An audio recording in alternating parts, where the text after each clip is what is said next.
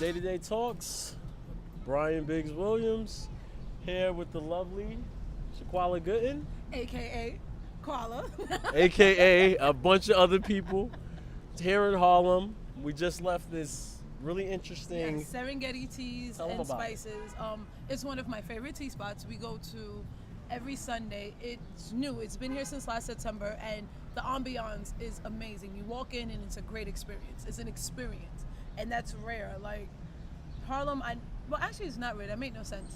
Harlem is one of the places that you come to, and Right. it's always an experience. Right. So it's your home away from home. Right. So everybody and anybody, when you are in Harlem, stop at Serengeti Teas on 100.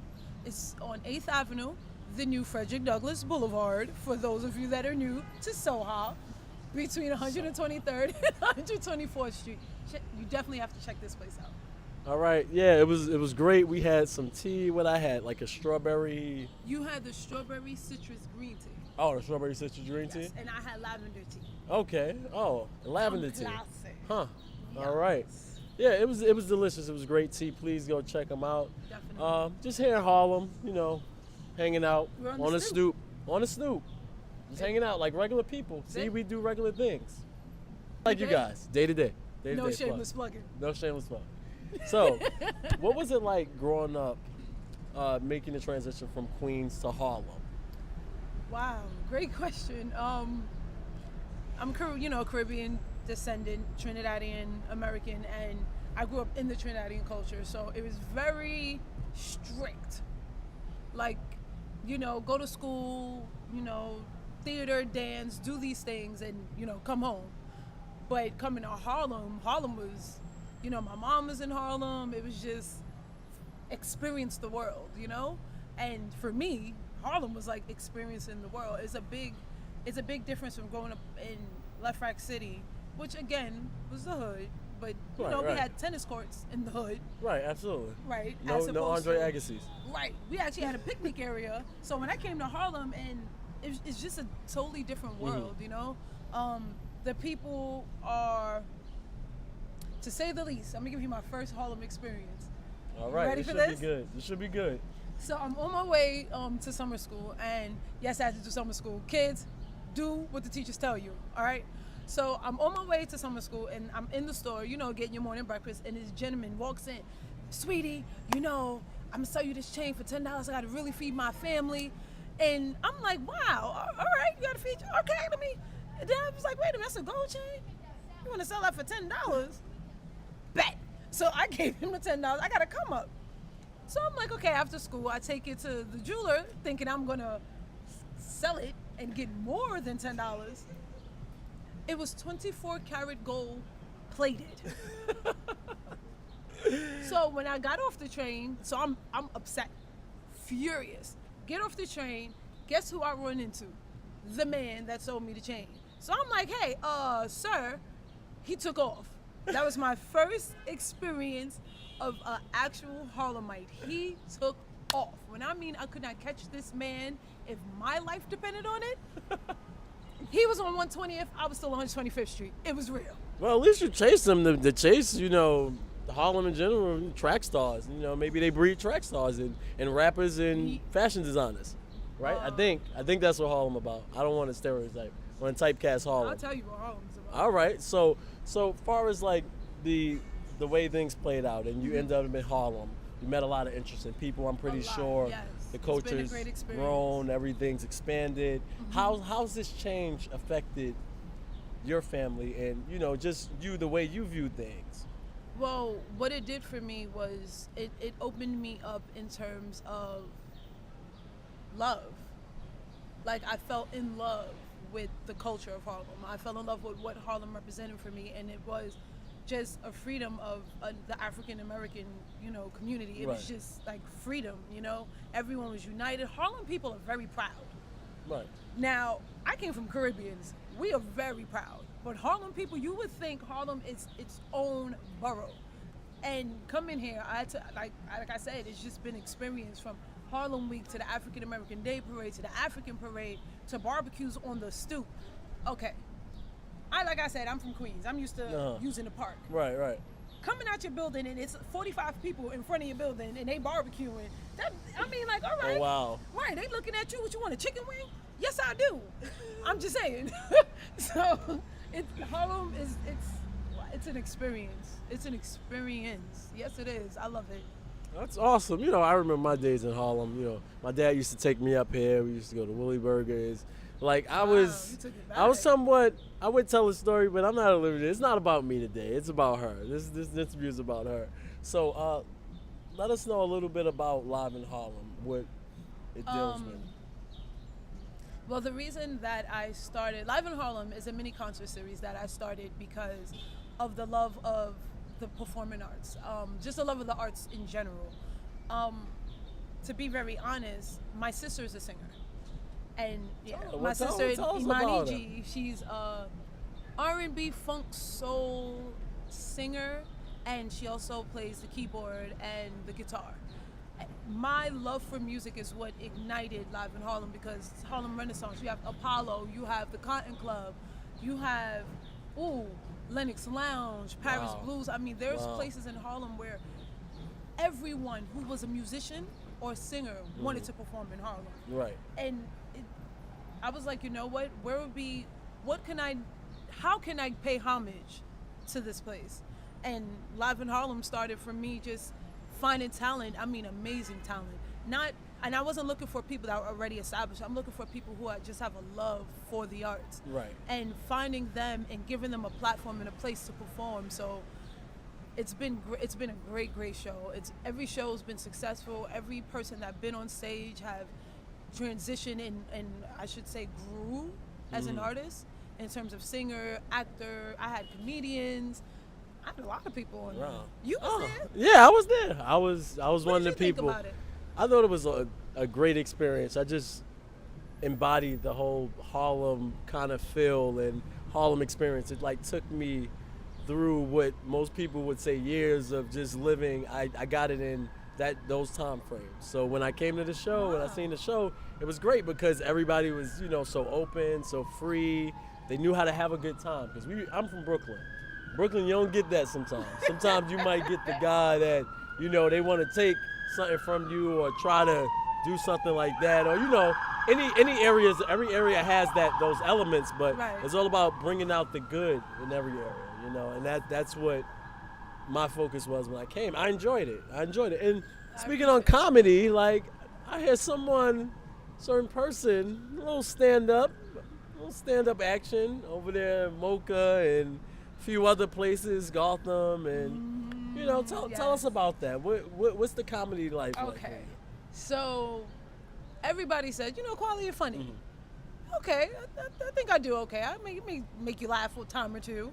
And it came from actually, being a host. And I have this show called No Rules Allowed. No rules allowed. No Rules Allowed. No rules allowed.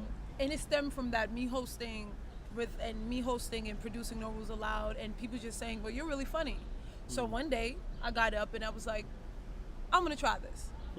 So I grabbed my best friend and I was like, let's go down to this comedy open mic and we're gonna try it. Right. And the people were in stitches. I was so Wow. scared. I've done everything. Right. The only thing I haven't done is bungee jump off a building. Oh I'm my gonna try gosh, that count soon. me out. I'm not I'm gonna be jumping off there. no buildings. You need to be there. It's going down. But I got on stage. Now, the difference with being on stage and doing comedy, because you have to tell people about yourself.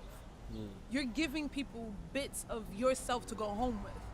And as I got up there and the jokes are going and they're flowing, I'm in my head like, okay, I'm gonna do this. When I walked off that stage, I threw up Willie Beeman. a little bit in my mouth. It was gross. Oh. It should have been there. It was gross. Don't judge me. But that's how scared I was. I was Right. like, oh my God. I just bared my soul. And from then, just kept going. I've performed at Gotham Comedy Club, New York Comedy Club, The Stand, the Metropolitan Room, Mocha Lounge. Where Performing a else? lot of places, people. Yeah, I performed in a lot of places. But honestly, I love it. I love doing comedy.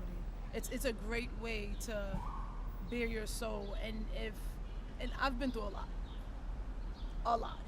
and I have a lot to tell. So why not? Why not make people laugh as like Kevin Hart said, laugh at my pain. Right. You know? Right. Shameless plugging. Kevin Hart, I want $20 for that. Okay. So with the whole experience and doing the comedy, because I'm not gonna lie, I may be funny to some people, but I'm not a ha ha ha. You're a funny guy. You are. I don't know how to take that. Am I Before really a this funny interview, we guy? laughed. Yeah. Oh yeah, we laugh. We always have a good You time. have We're to tell- family. You know what? Tell people you gotta tell your people your train station story. Tell them. Oh, my train station story. I'm not telling my Tell train us your station train station story. story. We're Minus- not. I mean, Well, you have to. let's just say that when a person doesn't get their way and they're from a certain generation, Mm-hmm. they tend to use words that are not so appealing. So I was pretty much called a house person. You guys can fill in the rest Fill in with the that. blanks. But I was called the house person, which I think is a compliment because back then you had those people that they actually esteemed pretty highly. But we're not dealing with slavery right now. I'm just going to say that. We're not dealing with slavery. We're dealing with now, Right. 2014. It's about Kuala. It's about Harlem. It's about us. It's about us It's as a about people. us.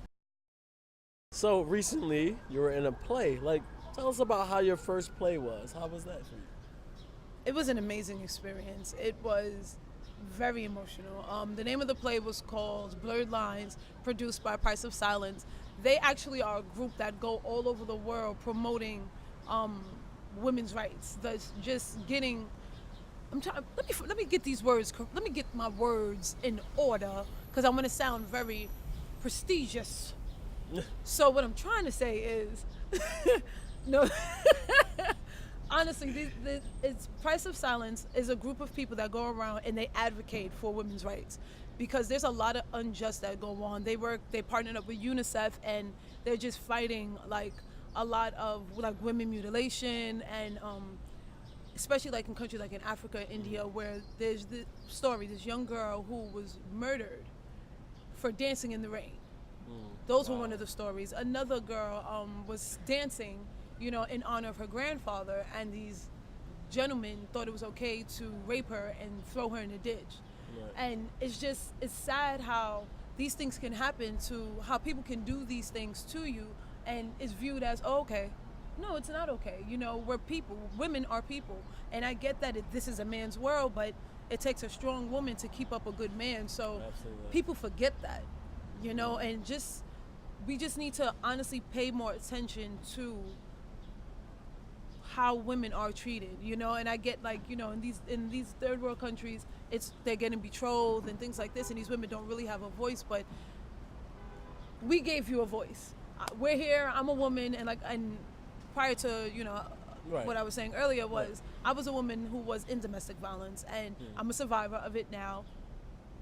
I will That's right. kick some tail, okay?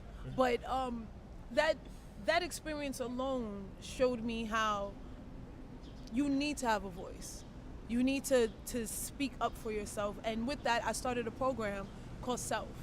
And SELF is an all-girl program to prevent domestic violence, to prevent bullying, because one thing all us girls suffer with is self-esteem issues. You know, no matter how beautiful you are. Look at all these girls changing their shape in their body to be more appealing when not realizing you're beautiful as you are.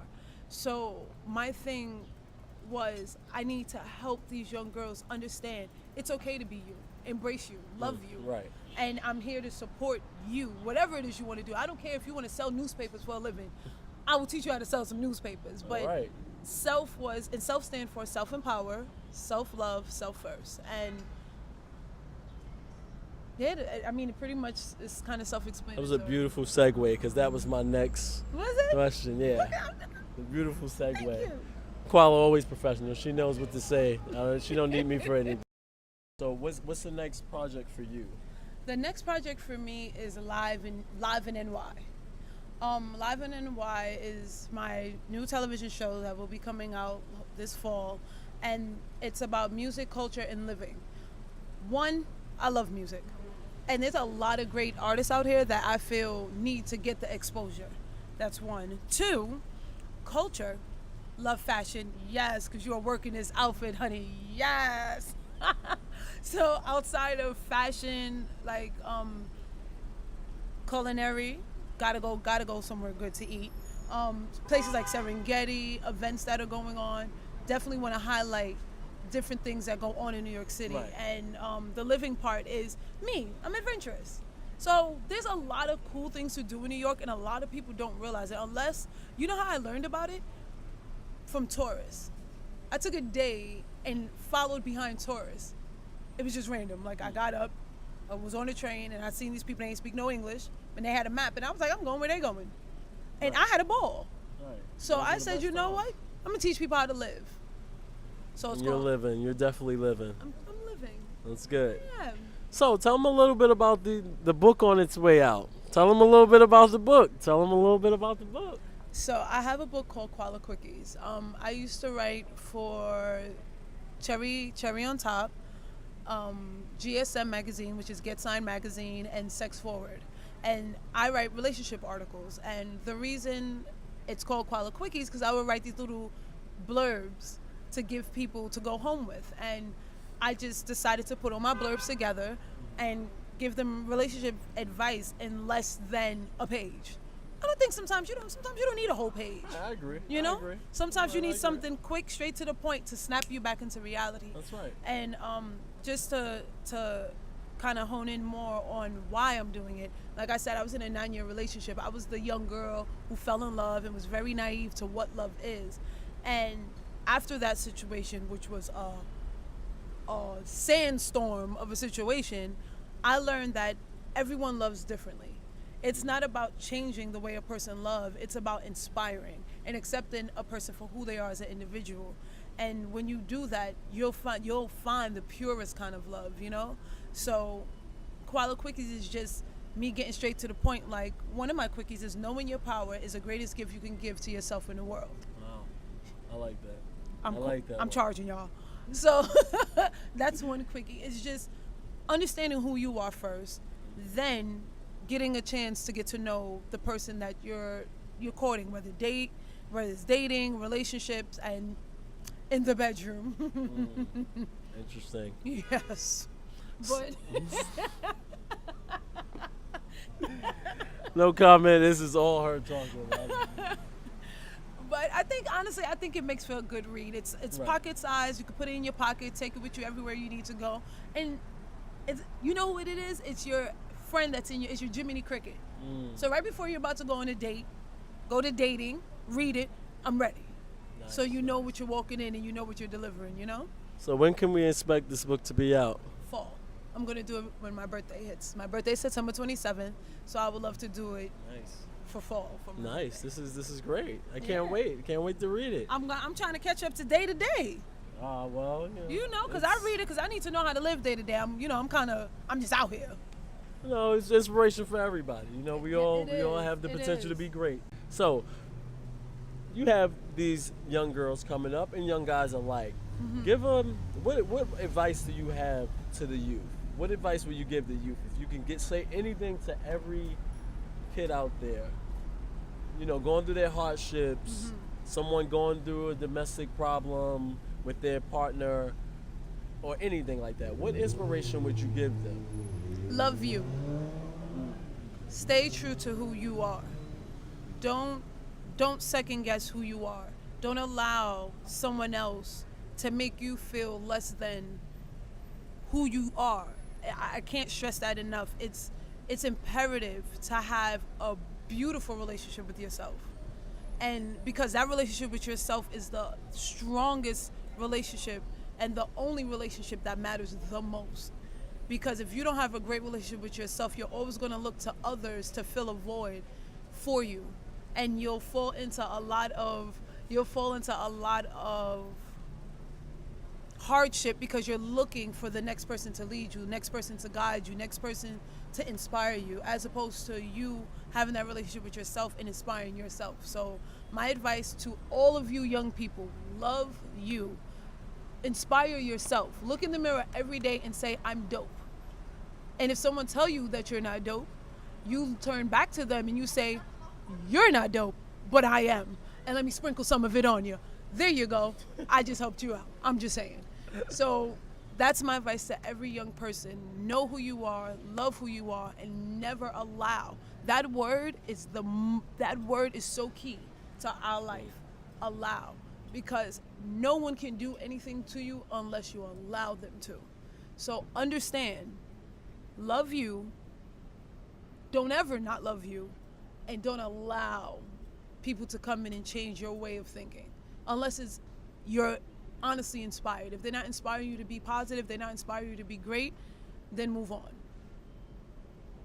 There you have it. How could the people reach you? Well, you can reach me on Instagram at Quala Quickie. That is QUALAHQUICK. Wait, E-I-E? Wait, how you spell quickie again? Quala Quickie. I know how to spell. We'll get it on the screen. Right. You'll figure it out. You got it. My Facebook is Shaqualah Gooden, and my Twitter is No Rules Allowed. Look me up. Check me out. I'm here. We will interact. Oh, also, make sure you check out Live in New York. It's going to be a fun time.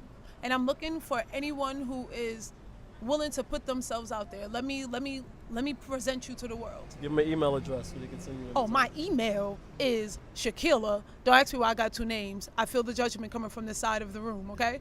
It's ShaquaLaGooden @gmail.com. That should be a commercial. Like that 666. I'm number 6. There you have it.